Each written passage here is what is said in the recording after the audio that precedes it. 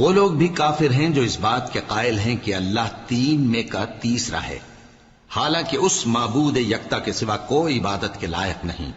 اگر یہ لوگ ایسے اقوال و عقائد سے باز نہیں آئیں گے تو ان میں جو کافر ہوئے ہیں وہ تکلیف دینے والا عذاب پائیں گے۔ تو یہ کیوں اللہ کے آگے توبہ نہیں کرتے اور اس سے گناہوں کی معافی نہیں مانگتے؟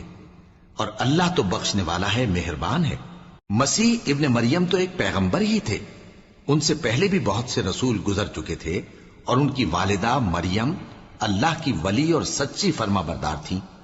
دونوں انسان تھے اور کھانا بھی کھاتے تھے۔ دیکھو ہم ان لوگوں کے لیے اپنی آیتیں کس طرح کھول کھول کر بیان کرتے ہیں، پھر یہ دیکھو کہ یہ کدھر الٹے جا رہے ہیں۔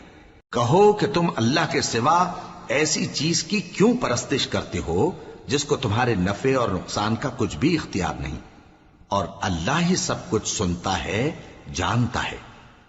کہو کہ اے اہل کتاب، اپنے دین کی بات میں ناحق مبالغہ نہ کرو، اور ایسے لوگوں کی خواہشوں کے پیچھے نہ چلو جو خود بھی پہلے گمراہ ہوئے اور اکثروں کو بھی گمراہ کر گئے اور سیدھے رستے سے بھٹک گئے۔ جو لوگ بنی اسرائیل میں کافر ہوئے ان پر داؤد اور عیسیٰ ابن مریم کی زبان سے لعنت کی گئی، یہ اس لیے کہ نافرمانی کرتے تھے اور حد سے تجاوز کیے جاتے تھے۔